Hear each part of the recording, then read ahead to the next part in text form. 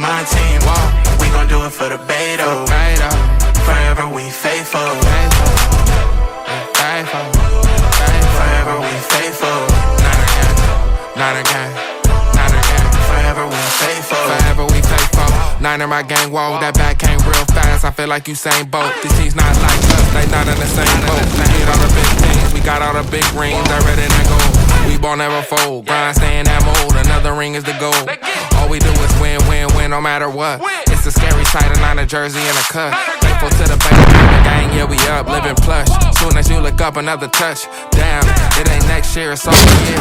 Now, crowd full of red, white, and gold, screaming loud. Let's get it in, let's get it in. Niner gang, another win. Let's get it in, let's get it in. Niner gang, another win. Welcome everybody to a brand new episode of Fair Faithful Podcast and Niner Game Podcast. I'm Brandon Freeman, joined by me, as always, is my co-host, Deon Johnson. How we doing, bud? Doing good, man. Doing good. Ready for a fun-filled show. You know what I'm saying? We're going to give it a little bit before I get into my comedy. I am ready. Dude, we have so much to talk about, and it don't look good for one. Not at all, bro. We're definitely going to have to talk about that. But today we're going to talk about, we're going to give our predictions basically on who's going to make the team, the 53-man roster, and who's not. Even though we still have a last preseason game tomorrow against the Raiders, we're still gonna go ahead and do it and see if we agree with each other on who's gonna make it or not. But let's get right into it. Start first, Deon. Who's standing out to you so far the past 2 weeks? And who do you think's gonna possibly make the team? Our first pick, Deon Stribling. Stribling has been absolutely amazing. I understand what Kyle is doing, but I don't like it. I don't like that he's kind of downplaying what Stribling has done. Mm-hmm. You know, kind of try to be the bad cop, so to speak. You know, when it comes down to football and whatnot. To me, that's it. You know, he's like, yeah, I mean, I'm like, come on, bro. Like, what are we doing? At this present time, Deon Stribling is doing way better than anybody else could think of. So I don't want to hear nothing, But what I will say is when it comes down to it, man, we have a nice core of players that we are focused with, and those guys are doing some good work. So I can't be too mad at it. But I have to say, if you're asking me who is the guy, it would be Deon Stribling. That is the guy that has been the standout all of preseason. Of course, there's been a lot of talk about him. After we drafted him, everybody was a little confused on, like, who is this kid? And, now it's like, oh, well, he was, we were going to draft him. Oh, he's up on our board, and this, that, and the third. All y'all had a chance to draft a kid, but none of y'all drafted him. I find that to be, not true. I don't think it was that case. I think that's just them trying to quell the noise that was coming from us as Niner fans. We were definitely a little upset with what was going on with with the fact that Stribling came along and that happened. The other person that I'm going to talk about right now as well, if y'all haven't paid attention, y'all got to look at, I believe he's wearing 75. James Thompson Jr. has been making plays. Yeah, and if you have not noticed it, you need to go back and watch the first two preseason games. 75 is out there doing his thing. I think he is a sleeper to make the team, but those are my two guys. What about you? For me, I'm going to say first one, I'm going to say Duggar. Duggar has stood out to me. Duggar the ball. For sure. I think he's going to be a good addition to the team, and he's been fucking everywhere on the field the past two preseason games. I'm liking what I'm seeing from him for sure. The other one, I'm going to have to say he's actually looking better than Green right now, is Jacobs. Jacobs? I think it's his last name, right? Jacobs. Hold on, real quick. He's a DB. I think so. Let me Um, take a look. Yeah, look it up real quick just to make sure. I could have sworn that's. I think he is a DB. No, we have Jack Jones. I think that's Jack Jones. That's who it is. Jack Jones. Yes. Yes, Jones. Sorry, Yeah. my bad. My bad. I'm still learning the new guys' names. So Yeah, because we have so many people that we have no idea yeah, who the heck they it's are. crazy. So, yeah. Okay, But you like Jack Jones? No, he's been making plays. He has been, and I'm really liking what I'm seeing from him for sure. You know, to me personally, Ronaldo Green has not been showing up for me lately, especially in practice too. He needs work, man. It's killing me to say it. Work still. Yeah, I agree. I think I'm saying that Green has more work to do. And it's kind of a little disappointing to see what he's been giving us, just based on the fact that, I kind of liked what he said in his press conference. You know what I mean? He seemed like he was a little more locked in, like the game slowed down for him. But I do agree. He needs a little bit more work. And yes, Jack Jones has been showing up a little bit more. I've been seeing. I think we play Jones at DB and safety. Yes. So, yes, I think he'll be good at safety too. So, the other one I'm looking at, even though he has been kind of like injured off and on, is Remilio Heights. Oh, Romello, yeah. I want to see more for him, and I'm kind of I know he has a little injury right now, but I'm wondering if he's going to be able to play tomorrow. Because I do want to see some plays from him tomorrow against the Raiders. It'll be the Battle of the Bay. For people who don't know, when we say the Battle of the Bay, for younger fans who only know the Raiders is the Las Vegas Raiders. They initially were the Oakland Raiders, and you got Oakland and you got San Francisco. They are literally separated by one bridge, and that Battle of the Bay is something that's real. Like there's no games with it. And to be honest with you, I'm actually happy that the Raiders have left because the Battle of the Bay brought a lot of unfortunate violence on both sides, United fans and Raider fans. I'm being a homer here and say more Raider fans than us because we're a little more civilized than them. I'm just saying. But, this Battle of the Bay would be something good for them. Those guys can go out there, take some aggression out on each other. Remember, in the last preseason game, you're mainly going to see nothing but backups. That's going to be the key. You're not going to see starters. You won't see any of the starters. We saw a few of them last week, but in this Battle of the Bay, it'll mainly be just straight up backups. The good thing is it gives us a perfect chance to evaluate the talent that we have behind the starters so we can know, hey, if somebody goes down and we have to do this next man up thing like we unfortunately have to do every year, at least we know, okay, this person will slide in and we won't miss a beat. Or this person's going to slide in, but we got to have a little bit more. So I think it's going to be great. And speaking of which, we got the one and only 49er Media. How we doing, man? Am I frozen? You're frozen. Yeah, I'm trying to figure out my camera. You are. It's all right. Just go out. You can go out and come back in, man. Okay. Yeah, we're here. Yeah, we'll let him figure his camera and stuff out. Once he gets it right, and we'll be good. Yeah. So, also too, dude. So we've been having tryouts basically on the left guard area. Yeah. How are you feeling about it? Who do you want to see there, and who's standing out to you there as well? Because I know they were flip flopping a lot the past two preseason games between players. I would like to see Robert Jones there, but I don't know. What do you think?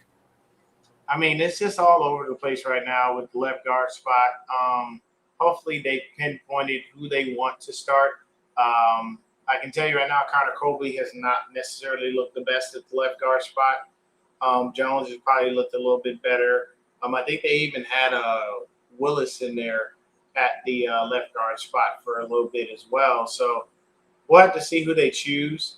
But me, I would go. I'd go with your pick. I'd take Jones to be in there and start at left guard. I think he's probably our best option as of right now.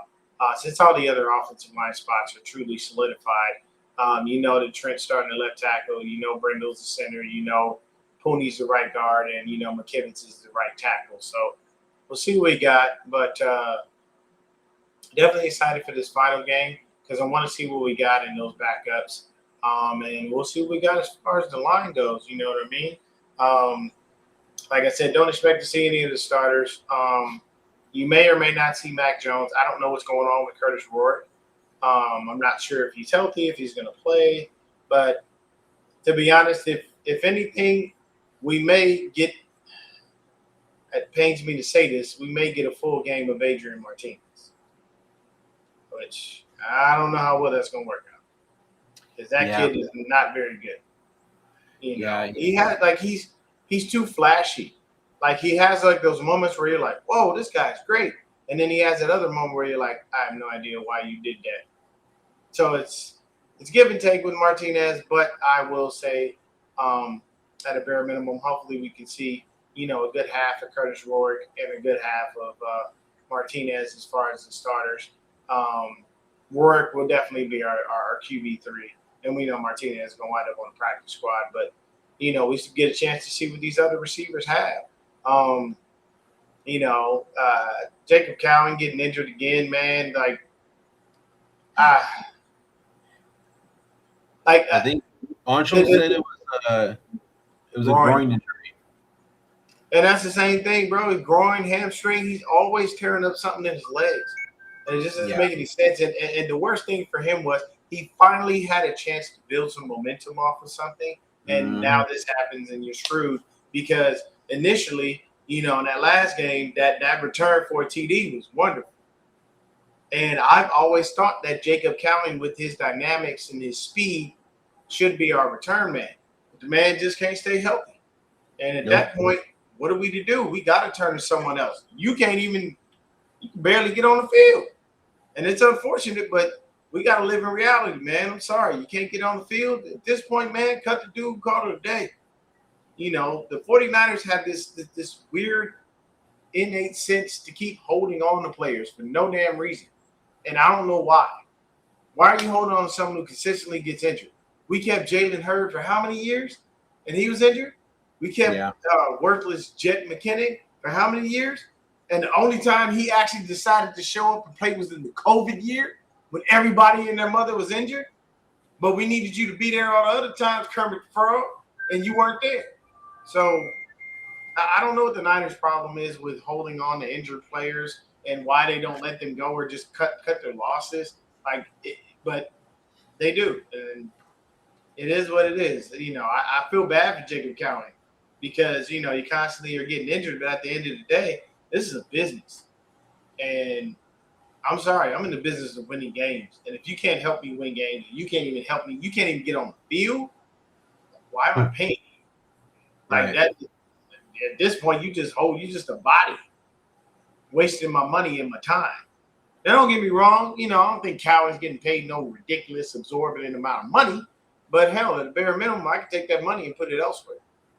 Correct. You know, I know that Bosa going to come and try to ball out and have himself a good season so he can get a new contract.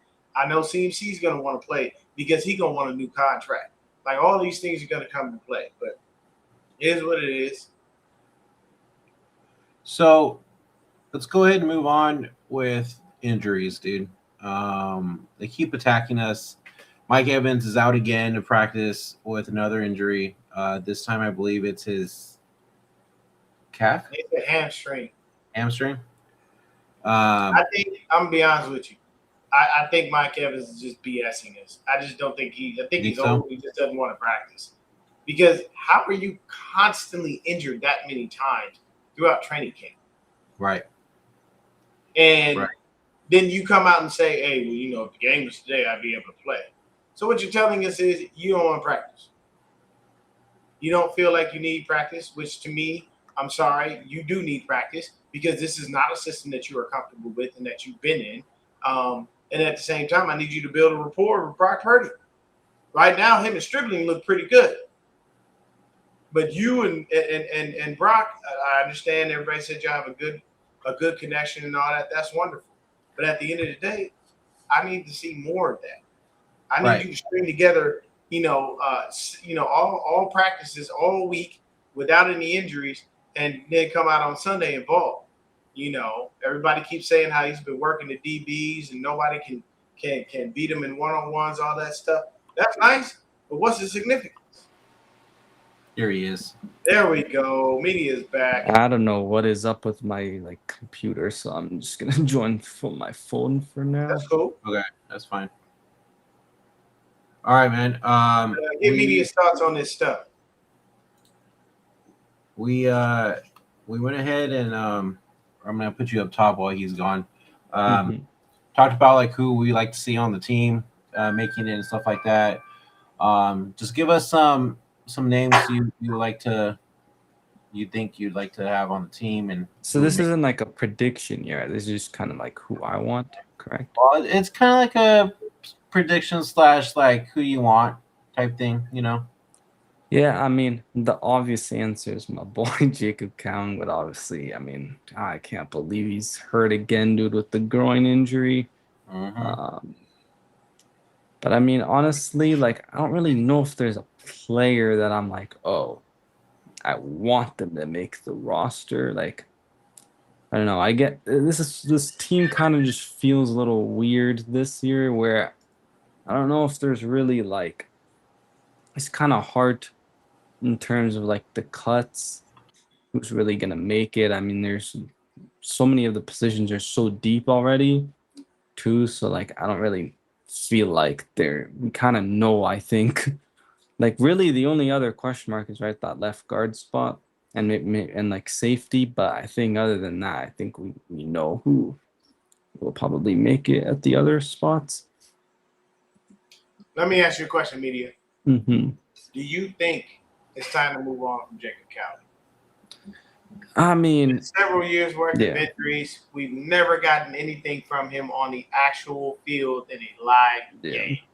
Do you think it's time to let it go, or do you feel like we should give him another year or so? Yeah, I mean, it's a tough situation because, like, yeah, you can go with 6 wide receivers, but we know Mike Evans is already dealing with a little bit of something too. Deshaun Stribling is also kind of dealing with something. So I don't know. Like, I guess it depends on who would be available. Like, does a team end up cutting someone that, we think, that the Niners could bring in? Like, from what I've been seeing, maybe a guy like Tutu Atwell hasn't been doing too well, I think, in Miami. So, like, if Miami were to cut him, maybe that's a guy that could, like, replace a Jacob Cowing. But honestly, like, again, it just depends on who's out there from other teams when the roster cut. But yeah, I mean, it's just unfortunate. Like, I think this was his best kind of chance, and I think it is, unfortunately, probably time to move on. And even though, it obviously hurts me to say that, but yeah, unfortunately, I mean, it's just you can't stay healthy. So, who do you think should be our left guard? We've got constant competition there. So, who are we looking at to take that mantle and hold that spot down out of all the guys we've seen?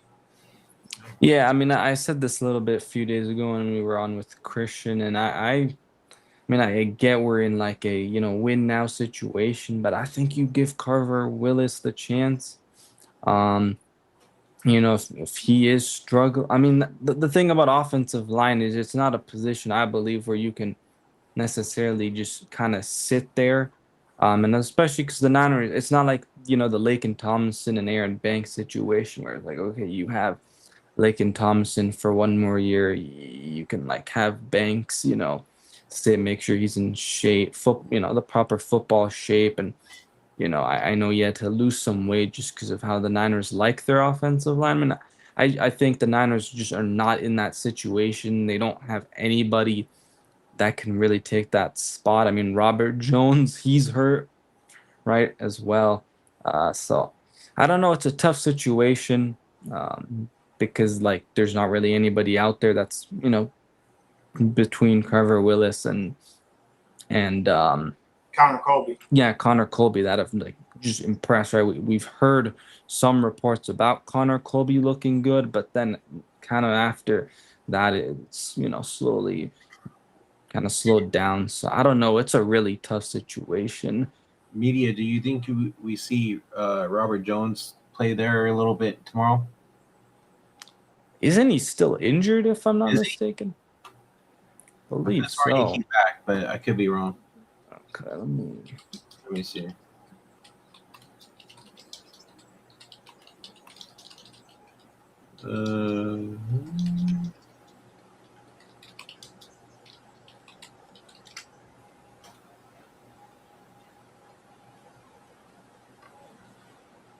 Yeah, he won't play.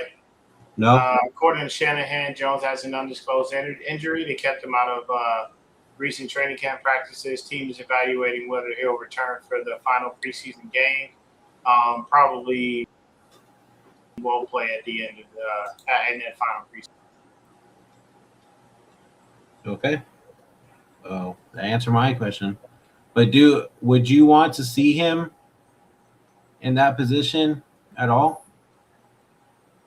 I think honestly, where is his regular position at usually? I think Jones is like one of those do-it-all kind of guys. I think he can play anywhere. Anywhere? Okay. I think he can play all 5 positions. But I think he's mainly a guard or a tackle. I don't really see him playing center very often.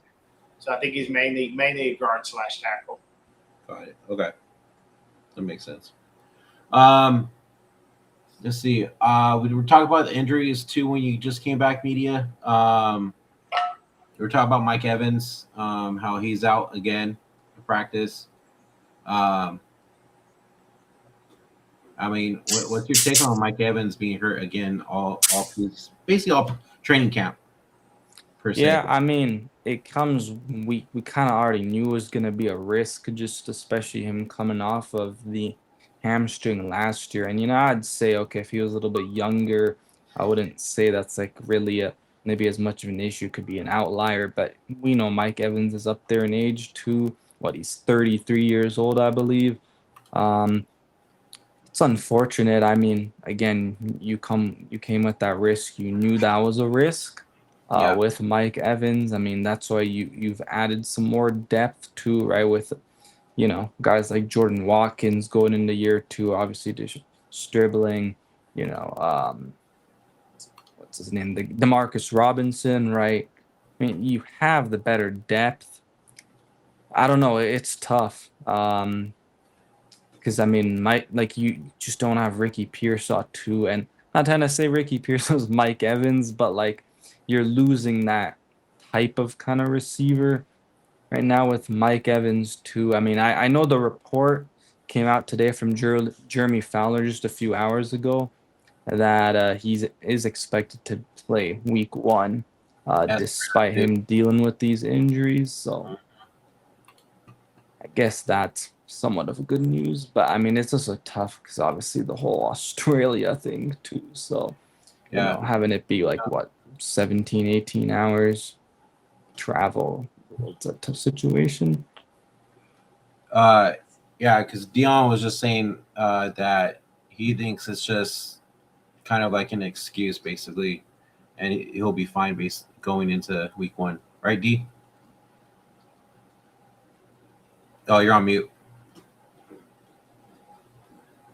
I do honestly feel like that's what's going on. It just seems like that because it's like you're an older dude. You don't really want to practice. Hell, they don't make Trent practice like that. They don't make Christian McCaffrey practice like that. So how are we going to turn around and therefore ask Mike Evans to do? Like, he going to look and be like, okay, so I know I'm the number 1 receiver because ain't nobody better than me, and we need to figure this out. But that's just my thought process on it. What do you think? Yeah.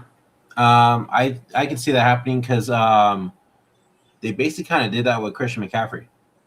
They said Christian had an injury that he was dealing with when he was out, and then you heard Christian the other day when he came back saying that he just wanted to take a break, knowing that he was, he was ready going hard, and freaking he was fine. There was nothing wrong with him. he just wanted a little break so then he could come back and then go right at it 100%. Now, speaking of Christian McCaffrey, I watched that interview, and I want to know your thoughts because I call super cap. Christian McCaffrey is talking as if he himself is going to, be understanding of not always being the guy on the field and not always having, having the rock and whatnot and scaling it back a bit. I call super cat. Okay. The man selfish is all get out. We know this. We've heard about this in many different ways. So my thing is I need the collective, i.e. Christian McCaffrey, Bobby Turner, and Kyle Shanahan to come together and all have an understanding that, hey, if Kayvon Black is healthy, he's going to get some touches. We are not going to do him like we did Brian Robinson Jr. and waste his time. I felt bad for Brian Robinson Jr. because he was here and they just wouldn't let him on the dang field. So Black is definitely a hard runner. And as I previously said, I think all you need is just enough space. He's going to hit a home run. Like, he looks shifty. He looks really quick. I like what I've seen from him. But I call cap on that, man. I call straight BS. I doubt you're going to be giving up the rock or coming off the field. I don't believe that. And I don't believe that Kyle and Bobby going to have the balls to tell you to sit down. So, I mean, I really like y'all's opinion on it. I'm saying this a lot. I don't believe it at all. What do you think, media? About CMC and like the usage and stuff. Yeah. I mean, and the thing is, you bring in Kayvon Black, and I mean, I know he's looked better than probably any of the, aside from Elijah Mitchell, obviously was injury prone, but like, honestly, he's probably looked better than any other rookie running back we've, drafted. But yeah, I mean, the whole question is, will Kyle Shanahan actually finally use him? Because like you said, Deon, it feels like the Niners kind of just go with whatever the CMC way is. And when CMC doesn't want to, get off the field, they don't really say no. And I mean, I think you can use, Kayvon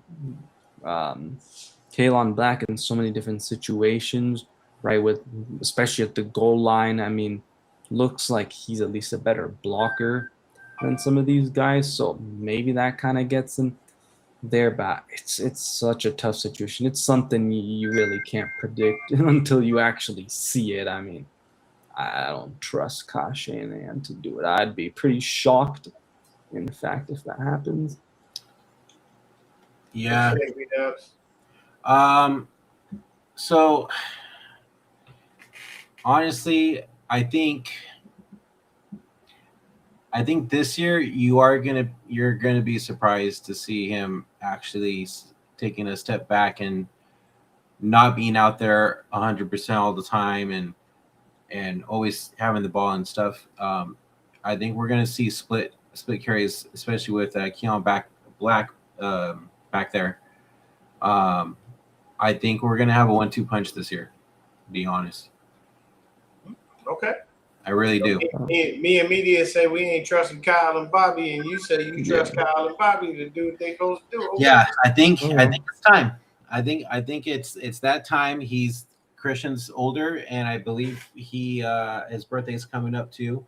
I think he's realizing, look, I can't be going crazy like I have been the past couple of years, because I'm not getting any younger, and injuries happen, all this stuff, and we have younger guys that are right behind me, and I think it's going to be that time where, hey, let's have our backup start getting out there and making some plays. Hope you're right, man. I hope so too. Yeah, we're all hoping that you're right. Yeah. We just don't trust the fact that you're right. Another one that stood out too is Nick Bosa hasn't been practicing either because he's dealing with knee tendonitis, right? Yeah. But then you heard Bosa say that he's feeling good, he feels great, and he's going to be ready for week 1. What are your guys' take on this? Do we believe what the Niners are saying, or do we believe what Nick Bosa is saying, and if he's really good? Go ahead, media. Yeah, I mean, do I trust this staff? Heck no. In terms of injuries, they're always lying and trying to hide. I mean, heck, it what 2024 was it? We didn't even know we were ready to play the Jets, and then a few hours before, oh, CMC's not gonna play, and we're like, wow. So I don't know. The whole thing that just makes it even tougher, obviously, than prior season is the fact that the Niners have to go all the way, to Australia, and it's a tough situation, to have players that are already dealing with, these issues, right? I mean, again, it's such a long flight, so I think it's such a tough situation, and obviously Nick Bosa's coming off the ACL injury, and basically, had a pushback. So I don't know. It's really tough in my opinion, just because the whole travel thing. Now, if this was, you know, even going to just the East Coast, I'd feel probably a lot better because it's like what half the time, um, or even more than half the time. So I don't know. It's tough to like. It's just a really tough situation just with this whole traveling situation and it being so Hon- far. Honestly, I mean, because his ACL injury came so early in the season last season, Mhm. I feel like he is 100%, and he's feeling good and all that stuff. I'm kind of feeding what Nick Bosa is saying. Um, I think he's kind of like pulling a Trent Williams in a way where he Mhm. not he's not doing training camp, kind of like how Trent Williams did in the past, right? Um, and I think he'll be okay going into week one. Dion, let me get your take, man. Me personally, I think Nick Bosa's fine. Yeah, I trust him more than I trust our trainers because they can't keep nobody healthy. And he's had this injury before and he came back. So That's true. I'm not about to stress Nick Bosa. He knows his body. Plus, at the same time, like as I stated earlier, he's playing for a contract. People, he got to go out there and ball. He knows he has to come up with no less than about 15 to 16 sacks for him to get, big money.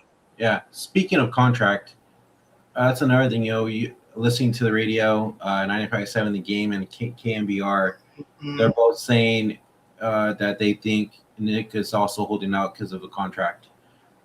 I I don't doubt know. it. I I doubt doubt that. I really doubt it. Yeah, I don't think Once so. again, you have to think about it. You didn't play last year. Yeah. The NFL is a "what have you done for me lately" Right. type of league, Right. and you didn't do nothing for us last year at all. Yeah. And when you don't do anything, you can't come in and then just start acting like you want to hold out because you want a new deal or you want a Right. new contract.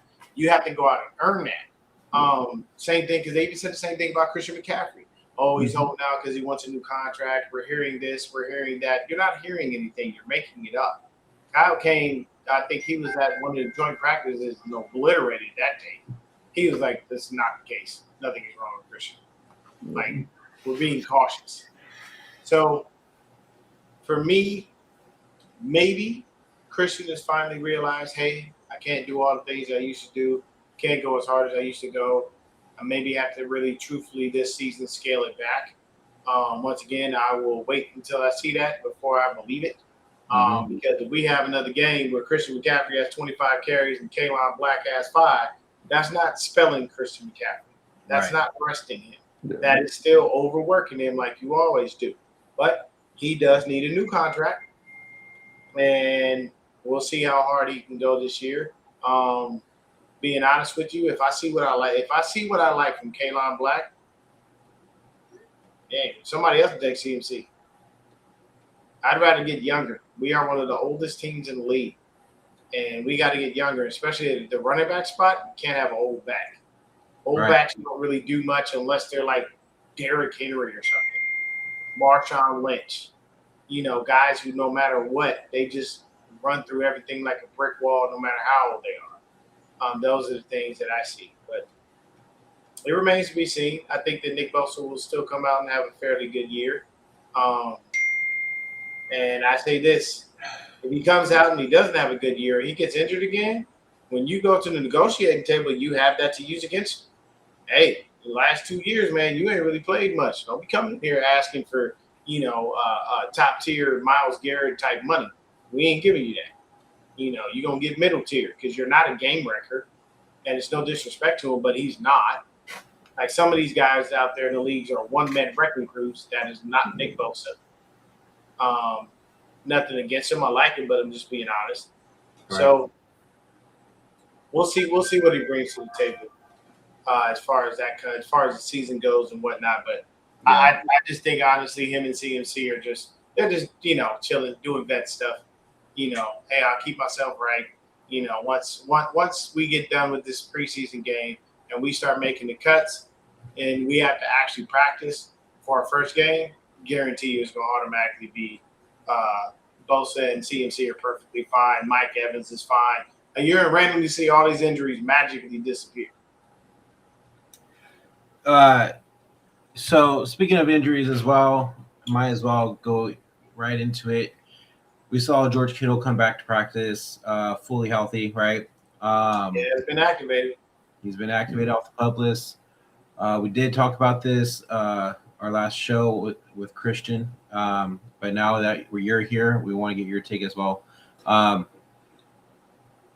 Do we actually see George Kittle go with them and play week 1, or would you rather have him wait till week 2 to start? Personally, there's two people that I don't want on that plane, and it's Kittle and Kyle. And it's not that I don't. It's not about me not really having a general like for Kyle, so to speak. It's a safety thing. I don't want him to have any headaches triggered by all of the cabin pressure. That is a 14, 15-hour flight. That's long as hell to be sitting on a damn plane. And I would rather play Kittle week 2, but I know Kittle, and he pushing to play week 1. That man, you could send George Kittle out there with one arm, one leg, half an eye, and an index finger and a middle finger, and he still think he can go out there and ball and catch everything. That's just who he is. So it's like you admire the determination, but at the end of the day, hey, you gotta let it be what it is, man. Ain't really much we can do on that. I only want Kyle to stay back because, like I said, you've been in an accident. That concussion was a lot. There's a whole lot going on with him right now, and I don't want him to have any anxiety attacks while he's on a plane or anything like that. Like, it's a serious car crash that he was in. Even though it don't look like nothing happened to him. I don't know who his plastic surgeon is, but he is out there close to Silicon Valley, so I'm pretty sure, all the money he got, he found a way to get somebody to make him look pretty again. Although I still am waiting for him to shave that douchebag mustache. I hate it. Hey, at least he's spending smart money, unlike who. True. Yeah. Anshul, your take real quick one more time. Yeah, I mean, in terms of George Kittle, I think you don't play him week 1. Just like I said with the whole Nick Bosa thing, that's such a long flight. Just like Deon said, the cabin pressure, the way that it can deal with your, legs. I think it's just better to have him stay home, play him week 2.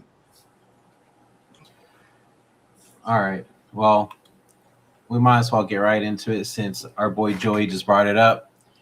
So, breaking news. Our fucking owner, Jed York, gets in some trouble playing fucking hooky Sunday in Ohio, trying to look for a damn prostitute for $140. Motherfucker's a billionaire. Can't go to Vegas to go get himself a goddamn stripper. He had to go to Ohio and find a fucking private prostitute. Come to find out, the ad that he looked up at was a fucking set me up by the cops. He gets caught, arrested. Body cam footage came out today of him getting arrested. Literally had $140 cash in his wallet ready to go. And homie was dressed in some fucking basketball shorts and a Yankee shirt. So he's ready to get his willy sucked on. So Homie gets hit, gets put in the rigor. Deon, go ahead and explain what he got no contest of and got caught for. Okay, so basically, what happened with Jed York was he pleaded no contest to basically, long story short, money makes a lot of things go away. It's technically what Jed York did is a felony, but it got bumped down to a misdemeanor because money makes everything go away. So he pleaded no contest to engaging in acts to solicit for prostitution, something to that effect. I don't know the pure legal terms. I don't do all the lawyer stuff. That I leave that to the wife. She knows all that. But at the end of the day, it's this simple. And people just understand what I'm saying. Don't judge me. Okay? I'm trying to break it down for people who don't understand, people who don't know how this works. Okay? I give y'all a little bit of information on me. I am from Los Angeles, California, born and raised. I now live in Arizona. So my mother's probably watching this, but I'll tell you this. Forgot. Happy birthday, Mom. Love you. Shout out to Mom. Happy birthday. Mom. Happy birthday. So there'd be nights where I told my mom I was hanging out with my boys, and I was not. Of course, as young men, we all tell our parents we go in one place and we go another. Mm-hmm.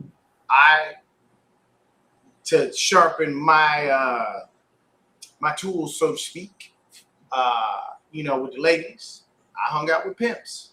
Yes, and I'm not talking about fake pimps. I'm not talking about baby powder from How High with Mike Epps and his Baby powder. You know what I'm saying? I hung out with Baby powder on. I hung out with real full-on actual pimps. You know what I'm saying? Cats that, had people out there being solicited for money. Money came back. Jed, as much money as you got, you don't have friends in high places that can get you what you was looking for? Or is it that you were just trying to be cheap? Because they say you can't take the boy out the hood. You can take the boy out the hood, but you can't take the hood out the boy. So you mean to tell me I can take the boy out the country, but I can't take I can take the boy out the trailer park, but I can't take the trailer park out of the boy? You could have came to Arizona, okay? I'd have took you down on Van Buren. You'd have had your pick of the litter, bro. And it probably would have cost you less than 140. You probably would have wound up paying a little bit less, to be honest with you. Like, at the end of the day, bro, he could have gone to fucking Vegas and did that shit legally. I'm just saying. So my thing is, you go out there, you look for someone to solicit for sex. That's what you did, and you got caught. And you got caught because you did it at a bare minimum, Jed. You did it the wrong way, bro. There are escort services for people with your kind of money. Oh man, escort services, bro. I mean, like people that are very discreet. They do not tell your information. They keep it all under wraps. And hey, man, you're gonna have to pay a little bit more, but at the end of the day, you don't get pulled over by the cops in the sting operation trying to catch people soliciting for prostitution. How did he? Like the main thing is, how the fuck did you fall for it? On Facebook? Fall for the ad, bro. Facebook. The motherfucker said he worked for real estate. He told the cop that he worked for real estate. I'm gonna just say this. I'm just say this now. Look, Jed, if you need that, I know this is a small podcast. You probably watch bigger ones. Look, man, holla at your boy Down the Game podcast. I get you taken care of. Okay, I got you. Okay, I still got some connects back home. It ain't fucking shit, bro. It ain't nothing, man. It ain't nothing. At the end of the day, it's this simple. When you have money, you can make things go away. Yeah. But now Jed is filing for divorce. Now, herein lies for divorce in May, though. Okay, so herein lies the issue. So you filed for divorce back in May.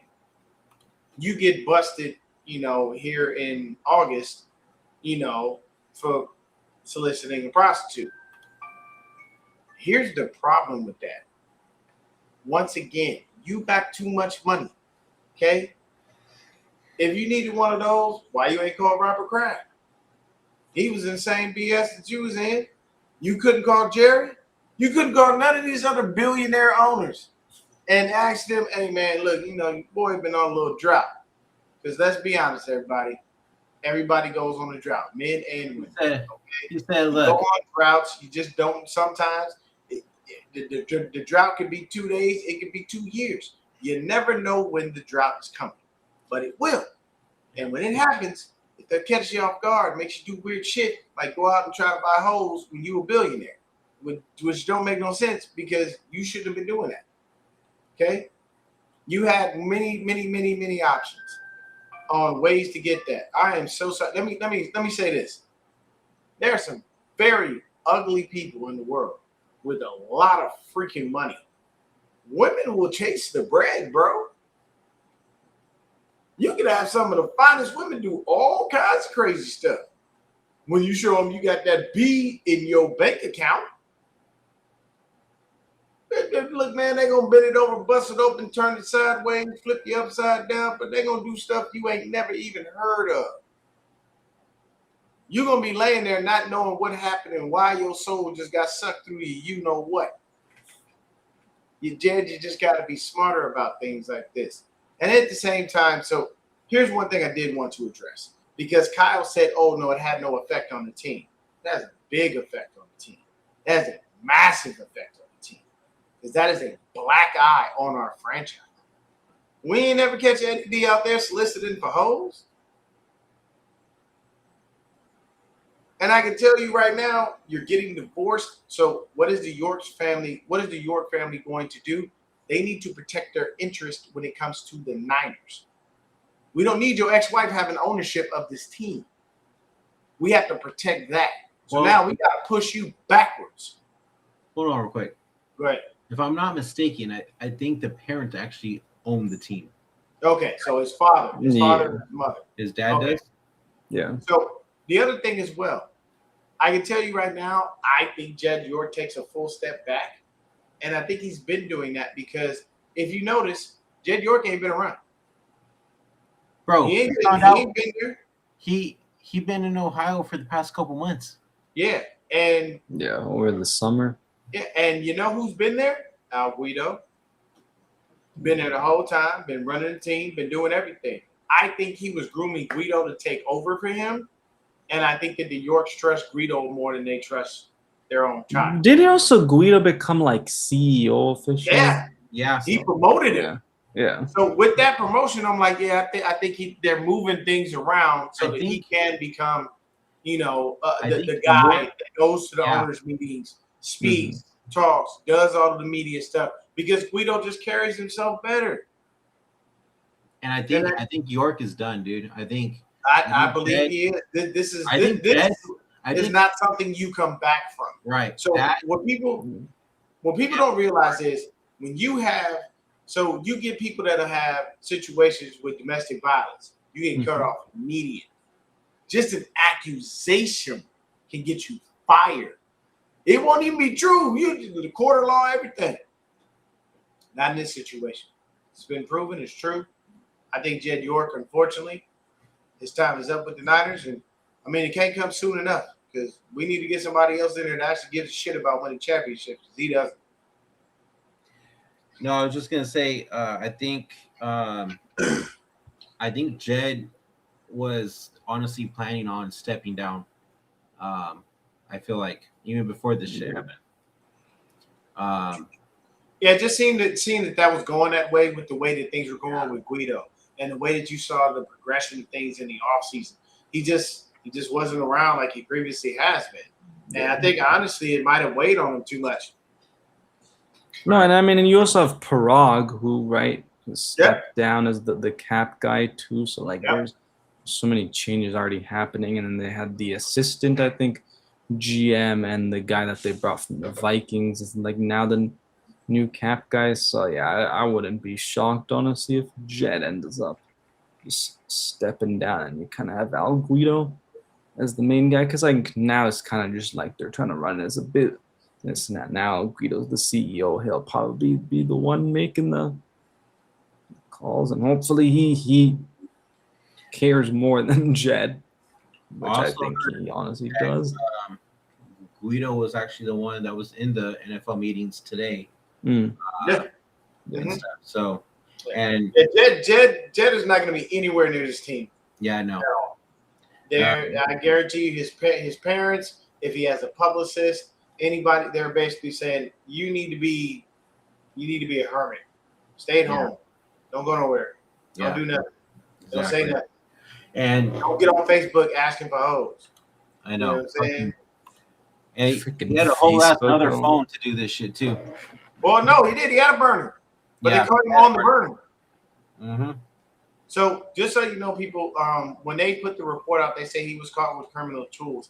In the state of Ohio, a criminal tool is whatever you use to commit the crime. So the criminal tool in Jed York's case was his cell phone because that is what he used to commit the crime. So don't think of criminal tools as just like a knife or a bat or a gun. It can be whatever you have used in that state to commit the crime. If I picked up this thing that holds a cell phone and I use it as a weapon, that is a criminal tool.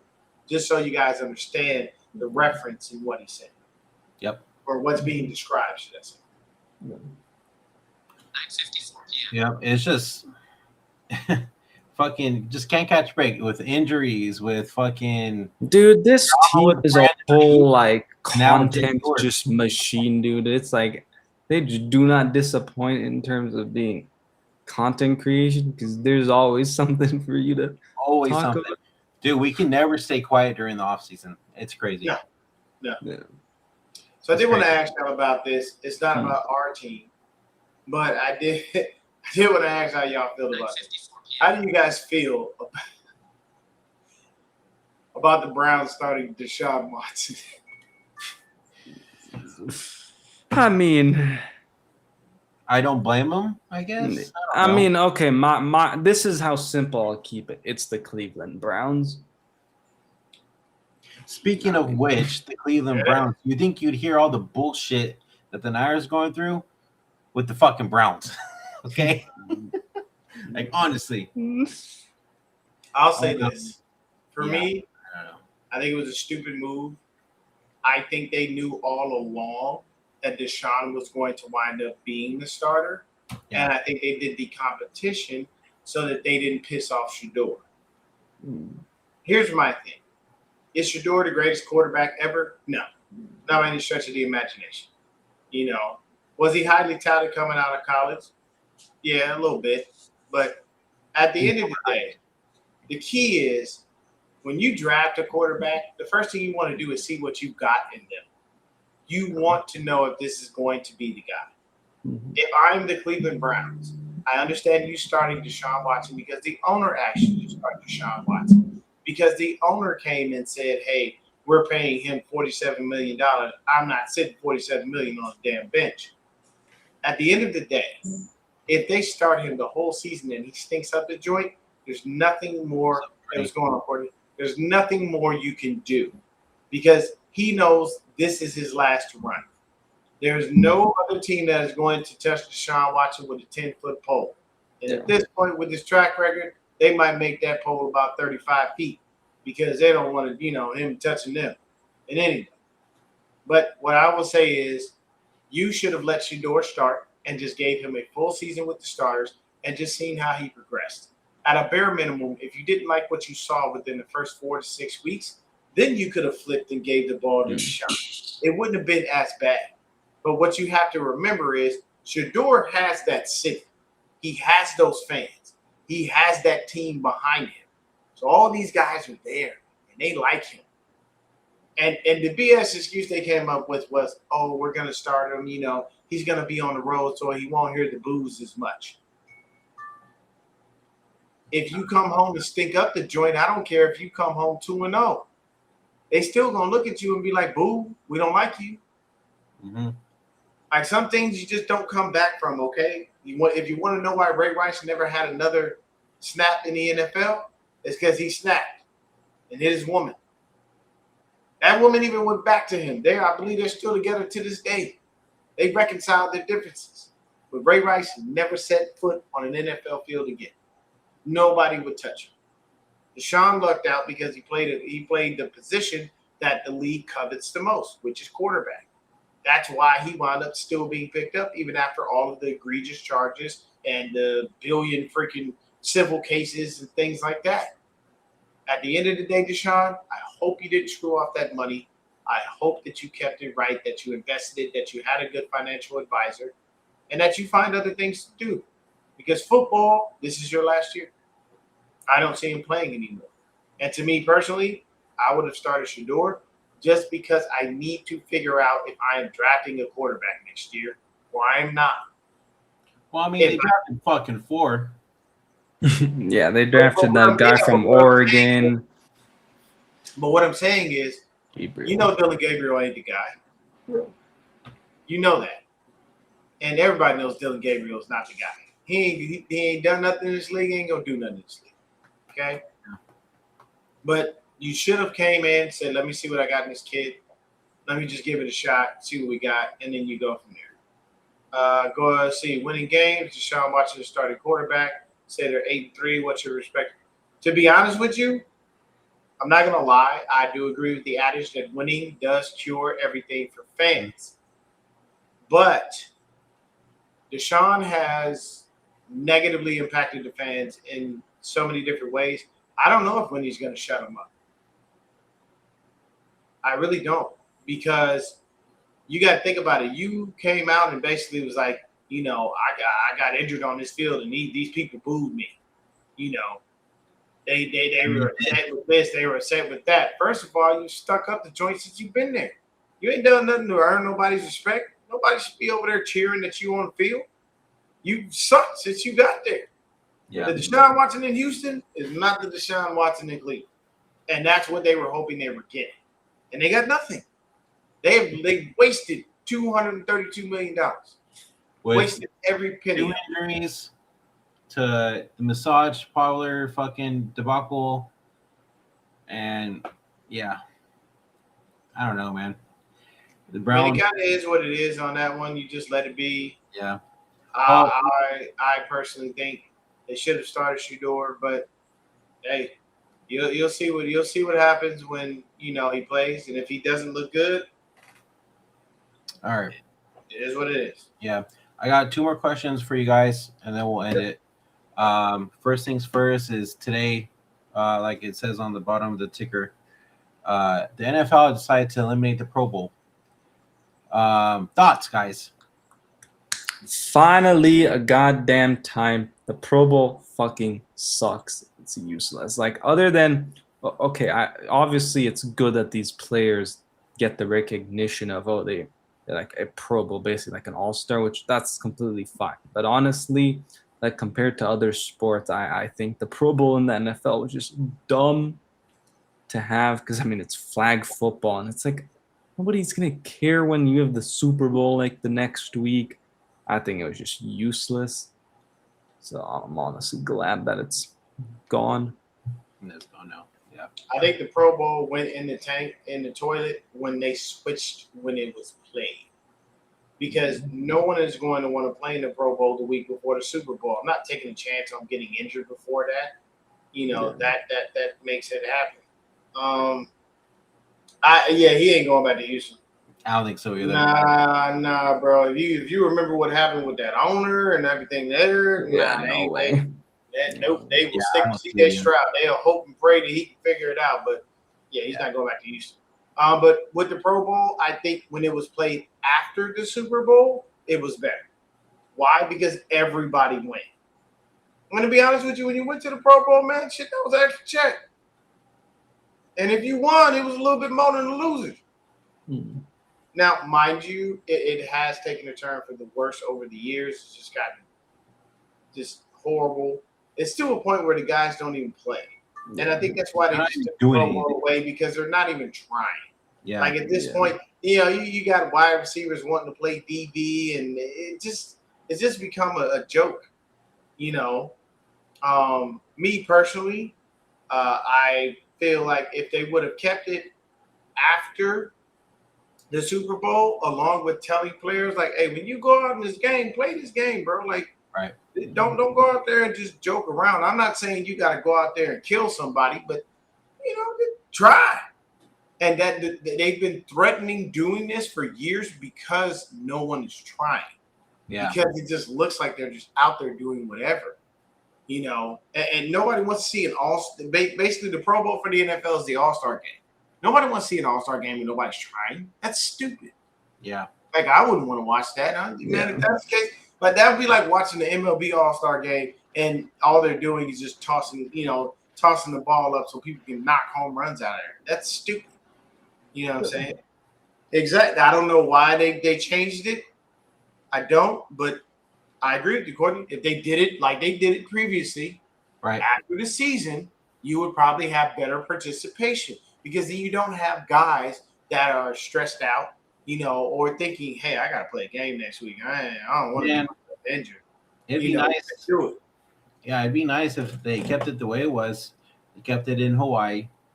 Because everybody was having fun. And plus, that brought Hawaii tons of money. Yeah.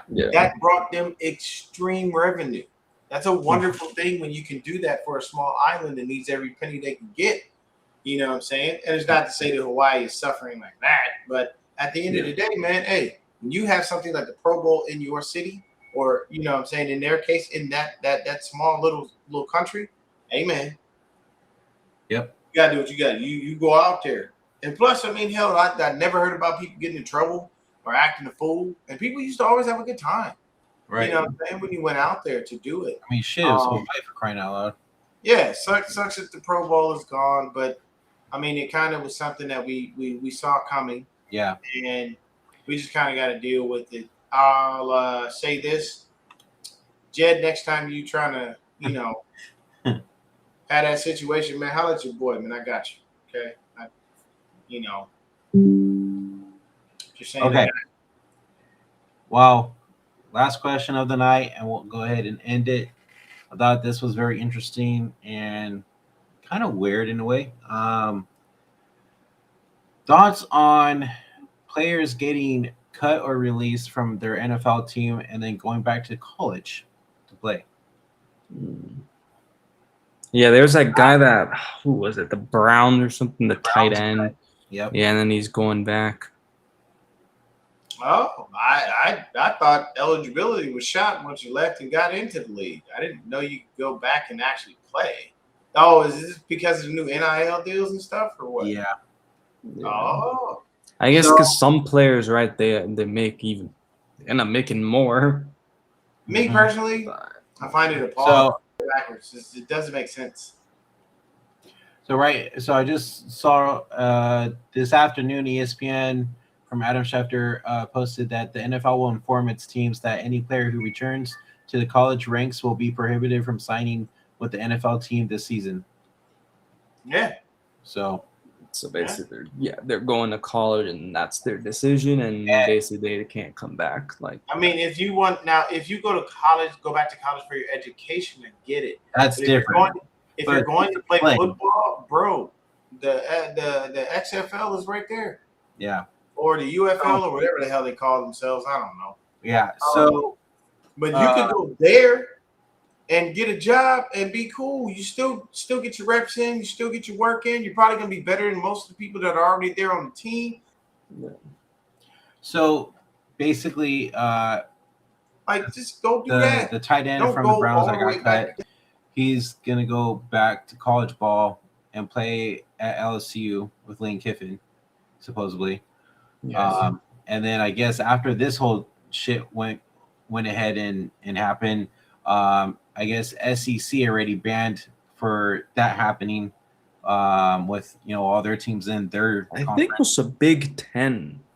It was I think Big Ten and SEC did it. Yeah. Okay. So I just thought that was fucking weird, to be honest. I've never heard of such a thing. Yeah. Yeah, that's definitely kind of weird. I didn't think about that. Yeah. Yeah, I mean, I get like some players, right? If they're not gonna get drafted, super high, then like even NIL they'll make more. But like you said, Deon, I think like it makes much more sense if you're going because you're gonna finish up a degree or something. But Right. that to me is just kind of weird going back to college. Like I think you make that decision already, right? Oh, I'm gonna like before the draft, right? Okay, maybe I'll enter the draft, but then it doesn't go so well, whatever at the combine or whatnot, or with team meetings, like interviews, then you'll go back. But I think it's just a little, it's weird. Yeah. Especially because like some of these players may have already were playing in the NFL, and then like you're going back to college. Yeah, like I said, if I was gonna go backwards, I'd just go to UFL and play there. That'd make sense. But before we get up out of here, I got a little something for Jed here. It's just a little dedication for you.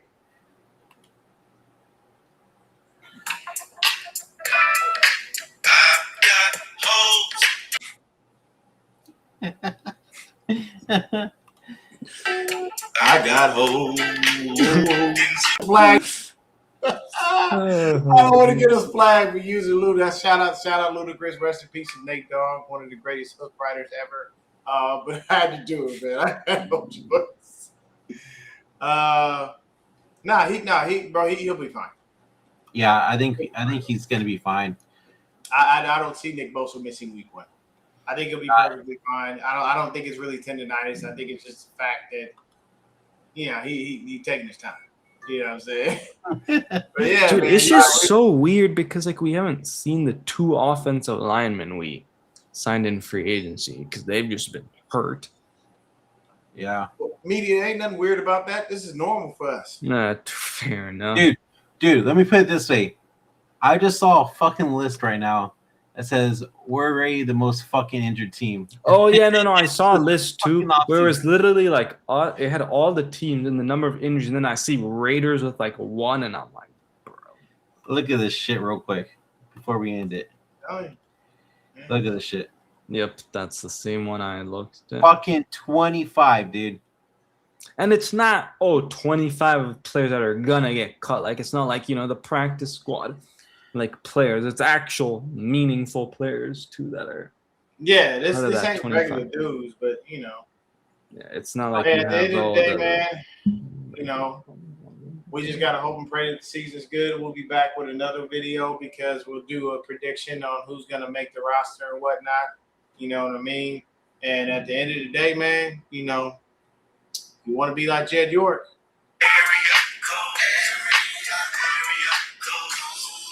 Oh, I fucking can't, bro. And on that note, until next time, guys, I will be live tomorrow for the game, doing play-by-play. Anshul, Deon, if you guys want to join, let me know. It's a 7 at 5 o'clock. It's at 5 o'clock. 5 o'clock. D, let me know if you want to join too, bro. Let me know. I know you have work, but if you do, just let me know. Yeah, I'll let you know. I'll keep you posted. Let's get up out of here. All right. Until next time, guys, go Niners. Peace. Peace.